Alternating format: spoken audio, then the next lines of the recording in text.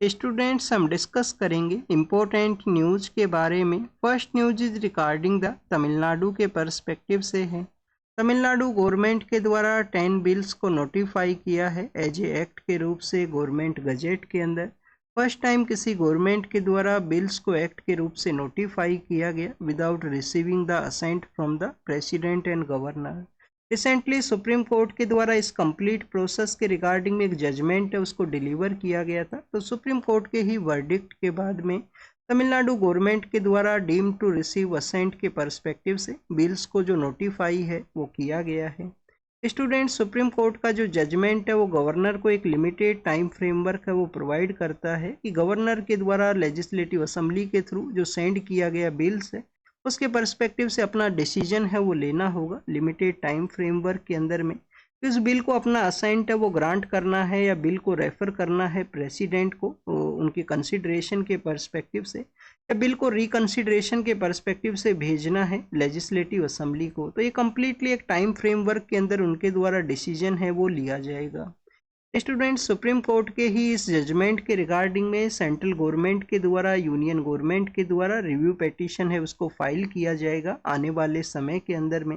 आप देखिए कि हो सकता है कि रिव्यू पिटीशन के बाद में कुछ इस जजमेंट के पर्सपेक्टिव से यहाँ पे चेंज हो, क्योंकि स्टूडेंट सेंट्रल गवर्नमेंट का जो ऑब्जेक्शन है वो यही है कि प्रेसिडेंट को भी एक लिमिटेड टाइम फ्रेमवर्क के अंदर लेजिस्लेटिव असेंबली का जो बिल उनको कंसिडरेशन के लिए सेंड किया गया है गवर्नर के द्वारा, तो 3 मंथ का जो टाइम पीरियड है वो बताया गया है कि प्रेसिडेंट के द्वारा 3 मंथ के अंदर अपना जजमेंट है उसको डिलीवर करना होगा। और जो कंसल्टेशन प्रेसिडेंट को कैरी आउट करना है वो सुप्रीम कोर्ट के साथ में है। सुप्रीम कोर्ट के साथ में उनके द्वारा अपना जो कंसल्टेशन है उसको कैरी आउट किया जाएगा। तो उसी के पर्सपेक्टिव से रिव्यू पिटीशन है वो आने वाले समय में फाइल होगा। तो यही इस न्यूज़ के पर्सपेक्टिव से इंफॉर्मेशन था। इसके बारे में आप देखिए आज के न्यूज़पेपर के अंदर में काफ़ी कुछ मेंशन किया गया है। 3-4 न्यूज़ हैं, उन सभी को भी हम कंटिन्यूस रीड करेंगे। नेक्स्ट स्टूडेंट्स, वेस्ट बंगाल के बारे में है। वेस्ट बंगाल के वहाँ पे वक्फ का जो एक्ट है उसके रिगार्डिंग में वायलेंस हुआ प्रोटेस्ट के दौरान में, कुछ लोगों का वहाँ पे डेथ भी हुआ है। वेस्ट बंगाल के वहाँ पे जगह है मुर्शिदाबाद जहाँ पे वायलेंस हुआ है। एग्जाम के पर्पज से कुछ भी इम्पोर्टेंट इन्फॉर्मेशन नहीं है, बट आपको मुर्शिदाबाद के बारे में कुछ इन्फॉर्मेशन होना चाहिए। स्टूडेंट्स, में earlier phase of modern Indian history के दौरान में मुर्शिदाबाद एक इम्पोर्टेंट प्लेस है वो हुआ करता था। आप देखिए कि नवाब का जो सीट है वो हुआ करता था मुर्शिदाबाद। मुर्शिद कुली खान नाम के जो नवाब थे बंगाल के, उनके द्वारा इसको अपना एज ए कैपिटल के रूप से सेटअप किया गया था। 1704 का वो समय है। तो स्टूडेंट्स, उसी के लेटर फेज के अंदर में जब बैटल ऑफ प्लासी फोर्ट होता है 1757 के समय में, जब इंग्लिश ईस्ट इंडिया कंपनी के द्वारा नवाब ऑफ बंगाल हैं सिराजुद्दौला उनको डिफीट कर दिया जाता है।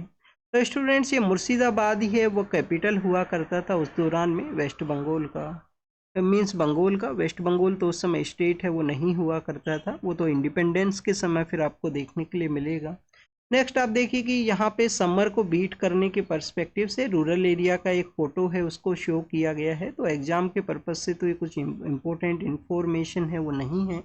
छत्रपति शिवाजी महाराज के बारे में है, हमारे जो मिनिस्टर ऑफ होम अफेयर्स हैं उनके द्वारा एक स्टेटमेंट के अंदर बताया गया कि छत्रपति शिवाजी महाराज को आप महाराष्ट्र से ही मोर रिलेट नहीं कर सकते हो।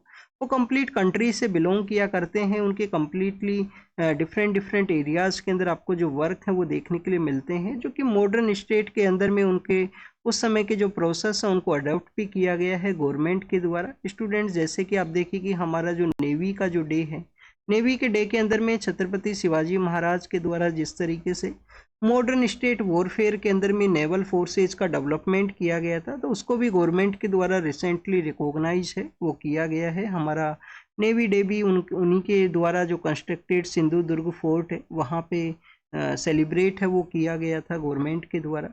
और नेवल फोर्स का जो फ्लैग है उसके अंदर भी उनके रिकॉग्निशन को आप देखिए कि प्रेज है वो किया गया है गवर्नमेंट के द्वारा।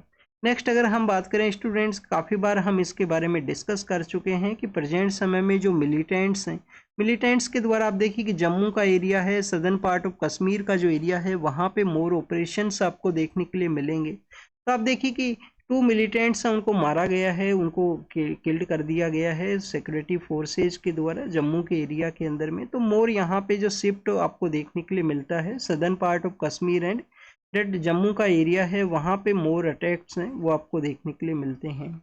नेक्स्ट अगर हम बात करें स्टूडेंट्स राजस्थान के बारे में है, बोथ न्यूज राजस्थान के ही पर्सपेक्टिव से हैं। राजस्थान के वहाँ पे एक जगह है किशनगढ़। किशनगढ़ स्टूडेंट्स अजमेर के पास में सिचुएटेड है। अजमेर वही जगह है जहाँ से पृथ्वीराज चौहान है वो रूल किया करते थे।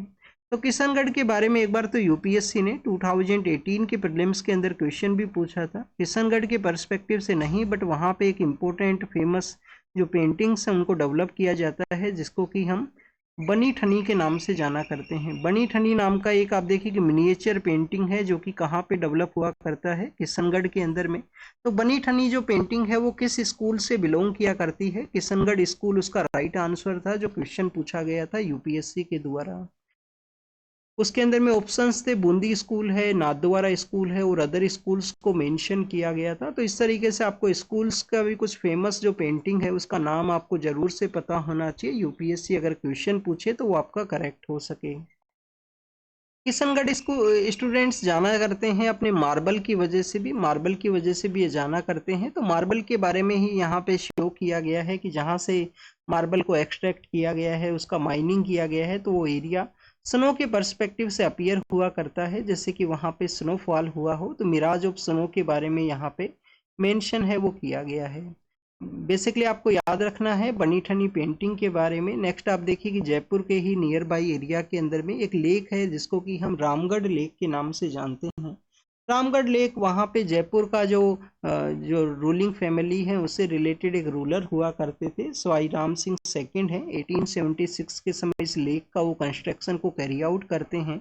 और कभी आप देखिए कि राजस्थान का जो कैपिटल एरिया है जयपुर, वो इसी लेक के थ्रू अपना वाटर है वो रिसीव किया करता था।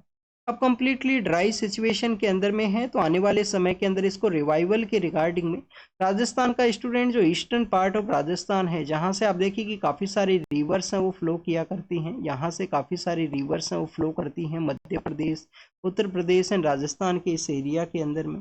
तो 3 रिवर्स के रिगार्डिंग में रिसेंटली एक एग्रीमेंट वो भी साइन हुआ था राजस्थान एंड मध्य प्रदेश का। वो 3 नदी कौन कौन सा है स्टूडेंट्स? एक तो आप देखिए कि पार्वती नदी है, एक तो आप देखिए कि पार्वती नदी है, फिर है स्टूडेंट्स वहाँ पे काली सिंध है, काली सिंध है, और स्टूडेंट्स उसके अंदर में फिर है चंबल, चंबल।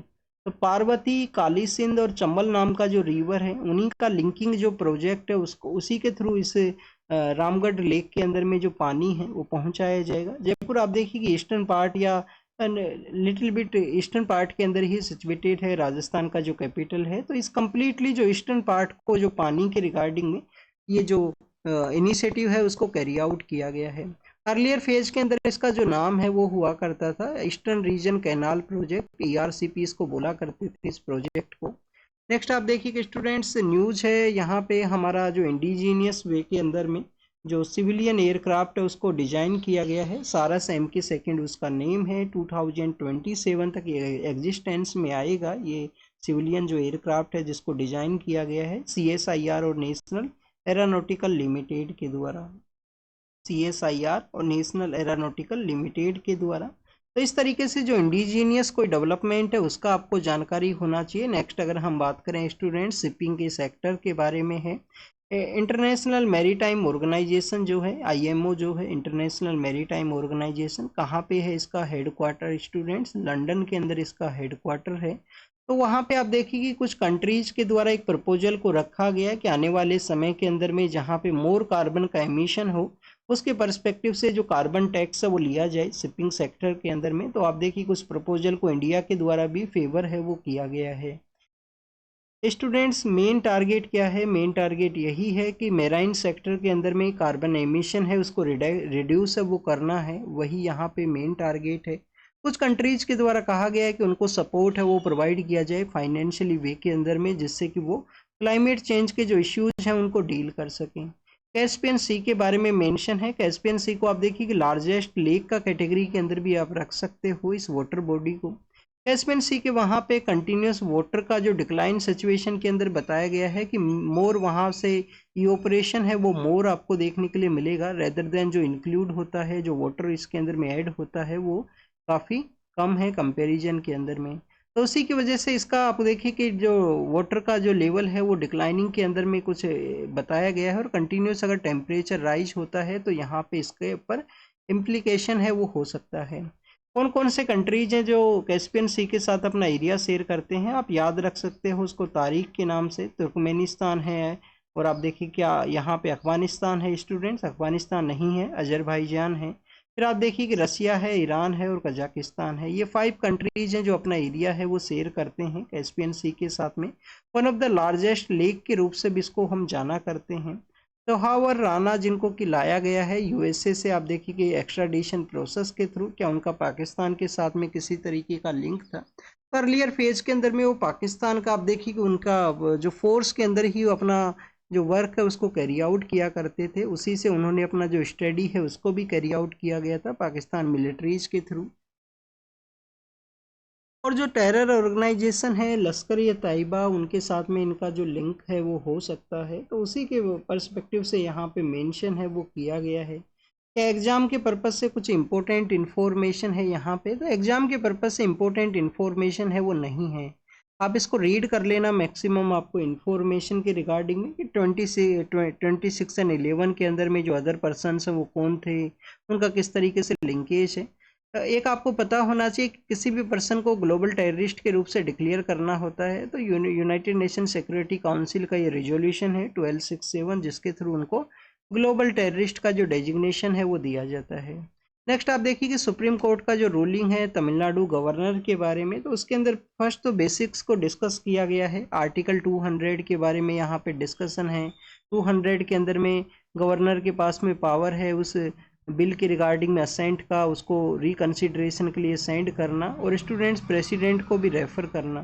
प्रेसिडेंट को जब बिल को रेफ़र किया जाता है तो उस समय में आप देखिए कि बिल किसी भी तरीके से हाई कोर्ट का जो जुरिडिक्शन है या हाई कोर्ट को किसी भी तरीके से अंडरमाइन है वो ना करना हो, जो कॉन्स्टिट्यूशनल मैंडेट है उसका भी किसी तरीके से एंडेंजरिंग है वो ना करता हो बिल, उसी समय में प्रेसिडेंट को रेफ़र किया जाए। बट स्टूडेंट्स प्रेजेंट समय में काफ़ी बार आपको रेफरल सिस्टम है वो देखने के लिए मिलता है। अपोजिशन का जो कुछ स्टेट्स हैं, कुछ स्टेट्स के द्वारा पेटिशन को भी फाइल किया गया था कोर्ट के अंदर में कि उनके बिल्स के पर्सपेक्टिव से एक टाइम बाउंड टाइम फ्रेमवर्क के अंदर में जो जजमेंट है वो डिलीवर नहीं हुआ करता है। तो अब यहाँ पे जो बेसिकली जो टाइम फ्रेमवर्क बताया गया है कोर्ट के द्वारा, उसका क्या चेंज होगा स्टूडेंट्स? चेंज यही होगा कि आप देखिए कि यहाँ पे एक कोऑपरेटिव जो प्रोसेस है उसको कैरी आउट करने का कोशिश किया है फेडरलिज्म के अंदर में कोर्ट के द्वारा, और अब्यूज ऑफ पावर है उसको ना कैरी आउट किया जाए। अगर कोई पर्सन गवर्नर का पोस्ट के ऊपर में है तो किसी तरीके से जो डिले प्रोसेस है उसको यहाँ पे रोका जा सके। नेक्स्ट अगर हम बात करें स्टूडेंट जेनेटिक मैपिंग के बारे में, यहाँ पे मेंशन किया गया है